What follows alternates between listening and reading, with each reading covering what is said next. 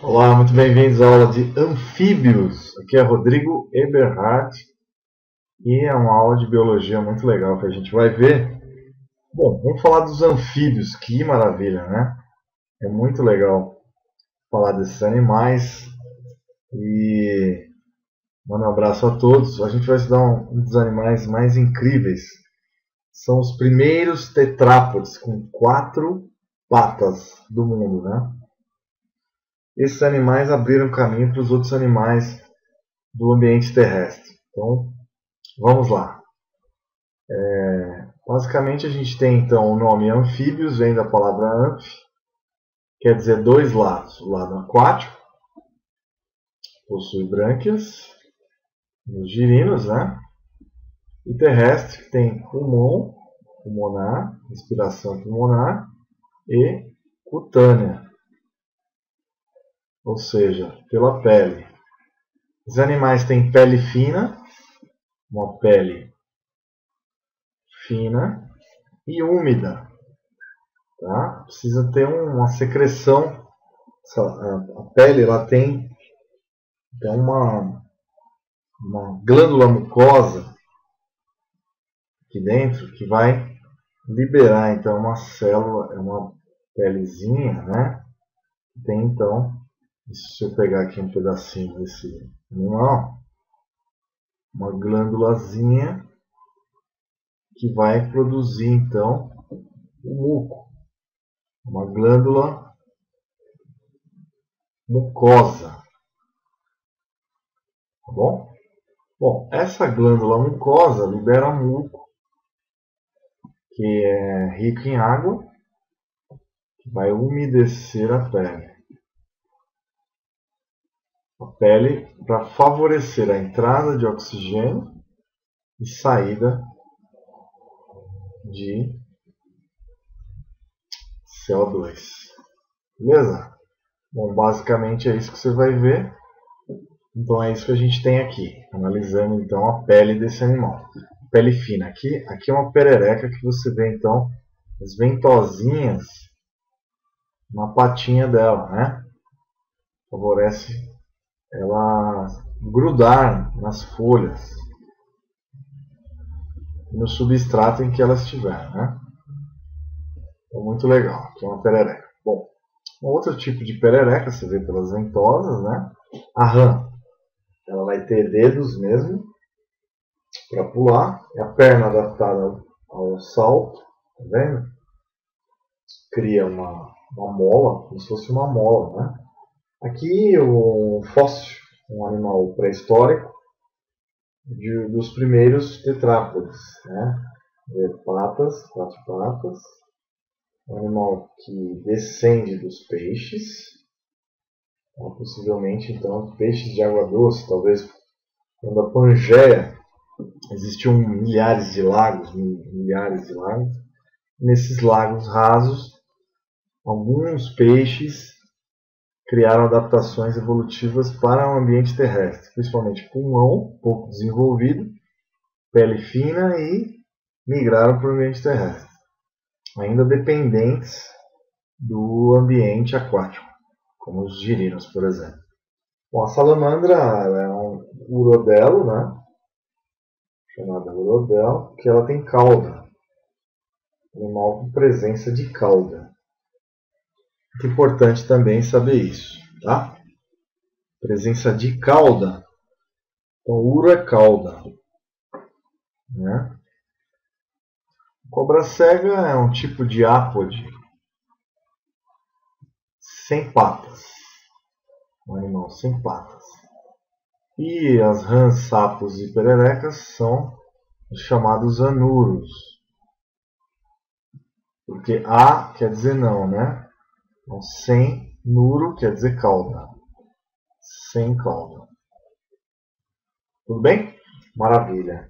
Bom, continuando a nossa aula, os anfíbios são ectotérmicos, ou seja, eles não controlam a sua temperatura, ok? Ectotérmicos. Conhecidos também como pecilotérmicos. não controla a sua temperatura, né, professor? Exato. Você tem que tomar sol para se esquentar e ficar na sombra para não superaquecer. Os tetrápodes vertebrados da classe anfíbia, quer dizer, viverem em 2 lugares. Os anfíbios modernos são todos bisanfíbia. Eles habitam grande variedade de habitats, com a maioria das espécies que vivem dentro de ambientes terrestres, fossas arborícolas, né? Ou de água doce aquáticas, em lagoas, brejos, né? Os anfíbios geralmente começam como larva viva na água, mas algumas espécies desenvolveram adaptações corporais para ignorar isso. O jovem geralmente sofre metamorfose da larva com brânquias para uma forma com a respiração de ar, com os pulmões. Os anfíbios usam a pele como uma superfície respiratória secundária e algumas pequenas terrestres salamandras terrestres, sapos, não têm pulmões, confiam na pele, na respiração cutânea. Eles são superficialmente semelhantes a répteis, mas junto com os mamíferos e aves, répteis são amniotas. Não necessitam de corpos d'água para se reproduzir. Então, os anfíbios são diferentes dos répteis, aves e mamíferos. Eles precisam da água para se reproduzir. Já os que possuem amnion não têm essa característica, por exemplo.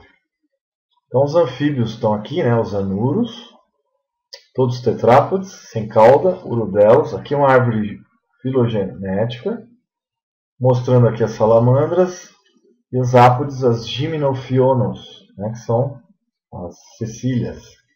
Bom, a partir desses animais se desenvolveu ao longo da evolução a amnio, né? Amnio quer dizer então uma cavidade embrionária que vai nutrir o embrião. Então, possibilidade de produção de óvulos nos répteis e aves. E um tipo só de mamífero que é o ornitorrinco. Pinecdina, né? Mas basicamente no ornitorrinco. Os demais, aí a gente tem então a placenta. Então, mais um derivado ainda moderno. A placenta que não necessita do ambiente aquático, bem diversificado. Então, os sapos, rãs, pererecas, salamandras e as cecílias, as ápodes, necessitam da água para a reprodução. Foi claro, queridos? Fase larval girino, né? Então, os primeiros anfíbios evoluíram no período devoniano, em torno de 370 milhões de anos atrás, tá? Basicamente isso. A Sarcopterygian, um peixe pulmonado com barbatanas ósseas ramificadas, características que foram úteis na adaptação à terra seca. Esses se diversificaram e se tornaram dominantes durante o Carbonífero Permiano, mais de 290 milhões de anos atrás. Mas mais tarde foram deslocados por répteis e outros animais vertebrados. Ao longo do tempo, os anfíbios diminuíram em tamanho e diminuíram em diversidade, deixando apenas subclasses modernas Lissanfibia. As 3 ordens modernas, Anura, rãs e sapos e pererecas, Caudata, Urodela e as salamandras, e Gymnofiona, Apoda, as cecílias, o número total de espécies de anfíbios conhecidos é de 7.000, dos quais 90% são rãs. O menor anfíbio e vertebrados do mundo é o sapo da Nova Guiné, comprimento de 7,7 milímetros, pequenininho, assim, ó, tá? O maior anfíbio vivo é a salamandra gigante chinesa, Andreas davidianus, com 1,8 metros. Bem grande, quase 2 metros, né? Mas isso é ofuscado pela extinta de 9 metros Prionosuchus do Permiano, meio do Brasil. Aqui no Brasil vivia com 9 metros, anfíbio gigante, né?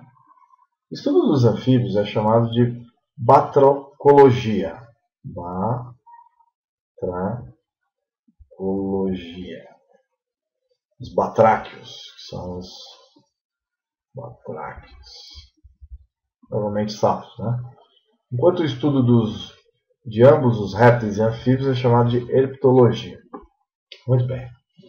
Então mostramos a história evolutiva, a árvore evolutiva. Vamos falar da história evolutiva. Como esses animais evoluíram? Os primeiros grandes grupos de anfíbios desenvolveram-se no Devoniano, como eu já havia falado, né? 370 milhões de anos. A partir de... Então, os primeiros anfíbios se desenvolveram com peixe de nadadeiras de lobo semelhante ao moderno selacanto, peixe pulmonado, que seria esse aqui, ó, selacanto. Não é esse não, esse aqui, quer ver? Ah, foi da outra aula que eu mostrei, né? Aula de peixes. Preciso dar uma olhada na outra aula que a gente fez. Não esqueci. Tinha evoluído de barbatanas de perna com multiarticulados, dígitos, permitindo rastejar. Ó. Esse animal aqui era como se fosse um peixe, esse Estenopteron, nadadeira lobada, né? Totalmente aquático. Então a restauração do Tiktaalik, peixe quatro patas já avançado. O Ichthyostega foi um dos primeiros anfíbios primitivos, com narinas e pulmões mais eficientes. Ele tinha 4 membros resistentes, um pescoço, uma cauda com nadadeiras e um crânio muito semelhante aos peixes de nadadeira lobada, Estenopteron. Anfíbios evoluíram, se adaptaram à forma de água por longos períodos. Seus pulmões melhoraram, seus esqueletos tornaram-se mais pesados e mais fortes, mas capazes de lidar ainda com o aumento do efeito gravitacional da vida na Terra. Eles se desenvolveram mãos e pés com 5 ou mais dígitos. A pele tornou-se mais capaz de reter líquidos, fluidos corporais e resistindo à dessecação. Peixe iomandíbula, osso iomandíbula, o ióide, né? Atrás das guelras, diminuíram de tamanho e se tornaram os tribos de ouvido anfíbio. Olha lá, de origem ao ouvido. Uma adaptação necessária a ouvir em terra seca. Uma afinidade entre os anfíbios e os teleósteos, os peixes teleósteos, é a estrutura multidobrada dos dentes, pares de osso supra-occipital. Nenhum desses recursos estão sendo encontrados em outra parte do reino animal. No final do Devoniano, 360 milhões de anos atrás, os mares, rios e lagos foram cheios de vida, enquanto a Terra era o reino das plantas precoces desprovido de vertebrados. Embora alguns, como o Ichthyostega, pode ter às vezes arrastou-se fora d'água, acredita-se que ele pode ter movido com as suas patas dianteiras, arrastando os posteriores de forma semelhante à utilizada pelos outros animais. No início do Carbonífero, 360 milhões de anos, o clima se tornou muito úmido e quente. Pântanos extensos desenvolveram com musgos, samambaias, cavalinhas e calamidades. Ar de respiração melhorou, né? Artrópodes, e invadiu a terra, onde eles forneceram comida aos carnívoros anfíbios e começaram a se adaptar ao ambiente terrestre. Não havia outros tetrápodes sobre a Terra. Os anfíbios estavam no topo da cadeia alimentar, posição ecológica atualmente detida pelo crocodilo. Embora equipados com membros e capacidade de respirar o ar, a maioria ainda tinha um corpo longo, afilado, forte cauda. Eles eram maiores predadores terrestres, às vezes chegando a vários metros de comprimento, predando os grandes insetos do período e muitos dos tipos de peixes na água. Eles ainda precisam retornar à água para colocar seus ovos, casca menores, e até os anfíbios mais modernos têm uma fase larval aquática, totalmente com brânquias, como seus antepassados dos peixes. O desenvolvimento do ovo amniótico impede o desenvolvimento do embrião de secar, permitiu os répteis produzirem terra e levou a sua dominância a sequer. Durante o período Triássico, 250 a 200 milhões de anos, os répteis começaram a competir fora os anfíbios. levando a uma redução do tamanho dos anfíbios e sua importância na biosfera.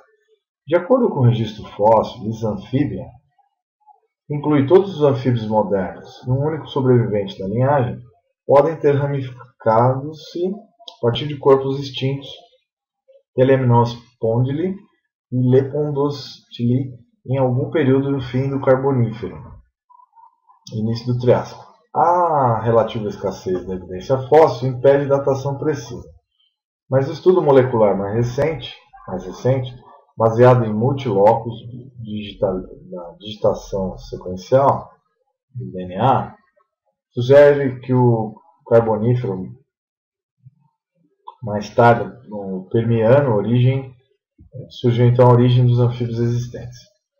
As origens e relações evolutivas em três principais grupos de anfíbios é uma questão de debate.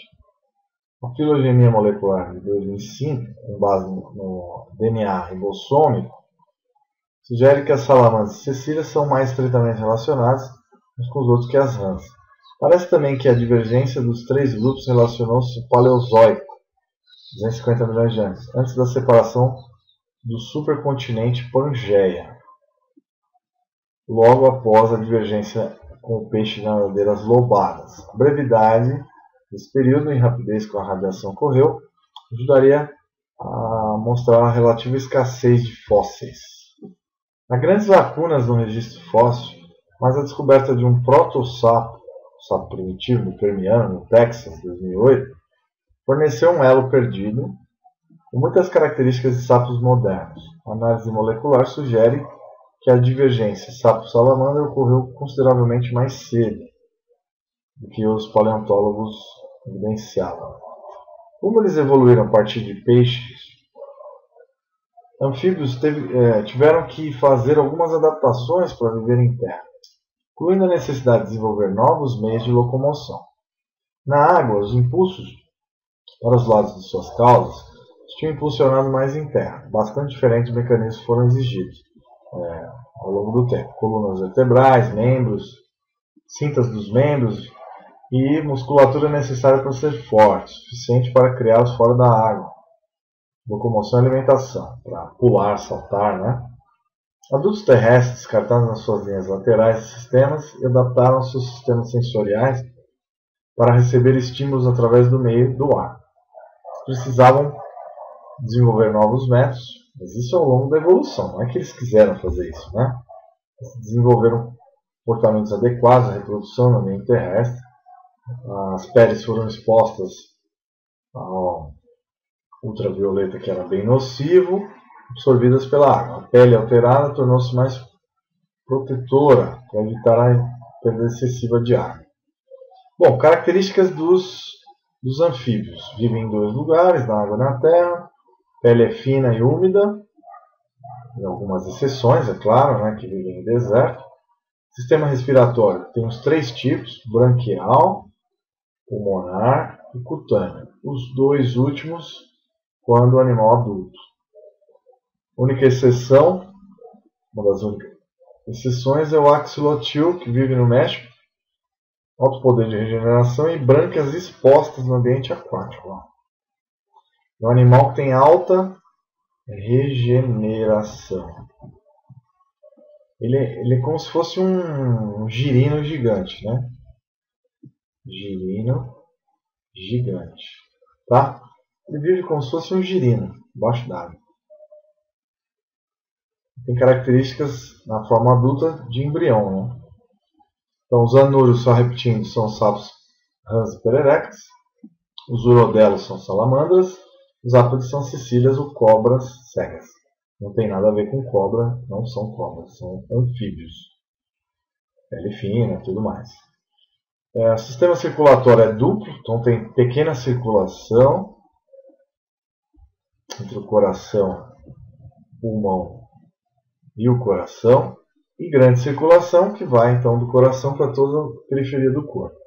E é incompleto porque ocorre mistura de sangue no ventrículo.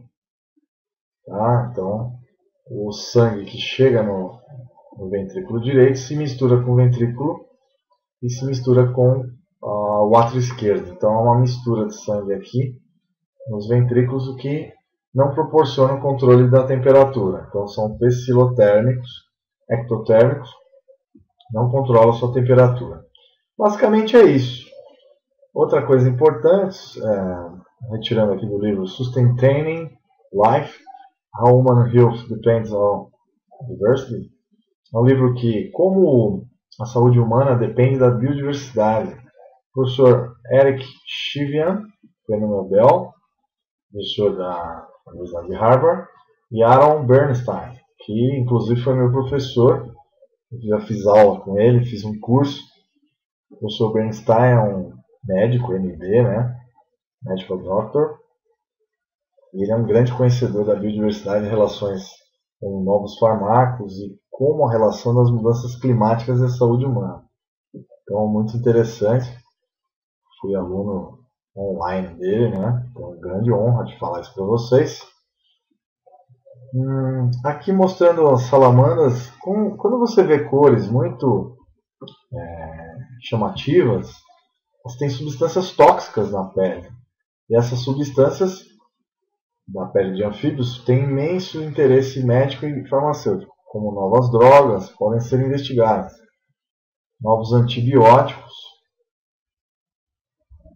drogas contra o câncer, etc. Os índios usam, eles raspam com as flechas as costas de sapos como esse aqui, ó, Phyllobates terribilis, da Colômbia, tem um veneno mortal, né? Então esse veneno era muito utilizado para caça, eles caçavam, né? Para defesa também. Bom, aqui mostra uma figura desse livro, Sustaining Life, do projeto Fuller, de diversidade de anfíbios, mostrando o número de anfíbios, de espécies de anfíbios, e os locais. Com certeza entre os Andes e a Amazônia, e aqui a Mata Atlântica, no sudeste e sul da Bahia, ficam os locais do mundo, a Mata Atlântica, tanto na Mata Atlântica, como na Mata Atlântica e Floresta Amazônica, ficam os lugares que têm a maior concentração de anfíbios da Terra, né?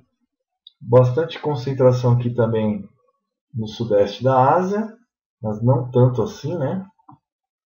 No oeste da África, mas basicamente na América do Sul é o lugar que você mais vai ver anfíbios, diversidade de anfíbios.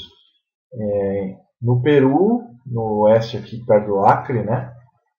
Amazônia, no Amazonas, Colômbia também. Então Colômbia, Equador e Peru são imbatíveis, né? Peru, Colômbia,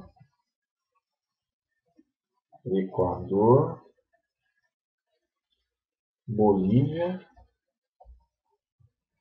e Brasil, né? Então nessa região aqui, ó, no oeste da Amazônia e também aqui na região sudeste do Brasil, no Rio, São Paulo e no sul da Bahia, Espírito Santo, os lugares que têm maior número de anfíbios na Terra. Aqui no Brasil, o projeto Biota, da FAPESP, está investigando muitos anfíbios, né? Bom, é extremamente interessante porque tem alta aplicabilidade então na medicina. Os índios há milhares de anos usavam curare, né? Que é um veneno na ponta das flechas, que indica também um pouco atraso antropológico, mas interessante, eu uso biotec, produtos da natureza, né? Bom, esse animal aqui, o axolotil, também é extremamente importante. Ele foi quase dizimado porque na cidade do México houve um aterro dos pântanos e das lagoas, né? Desde os maias e tudo mais, os astecas, né?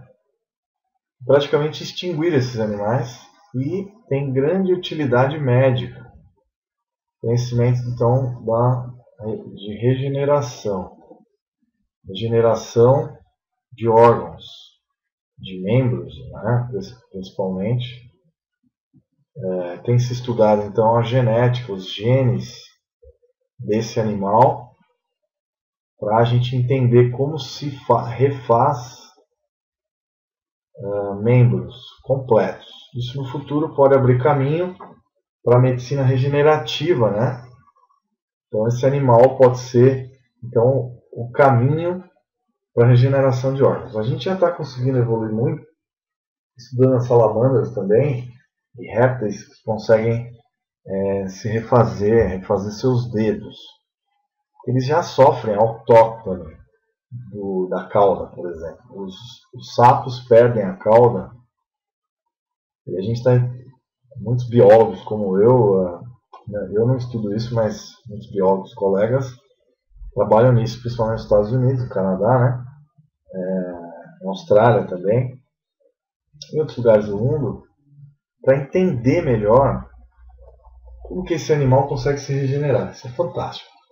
Então, espero que vocês tenham gostado dessa videoaula. Eu falei pausadamente, eu estou com bastante afta na boca, mas tudo bem, né? Não estou tratando, normal. Queridos, comi comida ácida, né? Reprodução externa, esse dura um dia, eu já estou recuperado. Metamorfose também, esqueci de falar, é importante.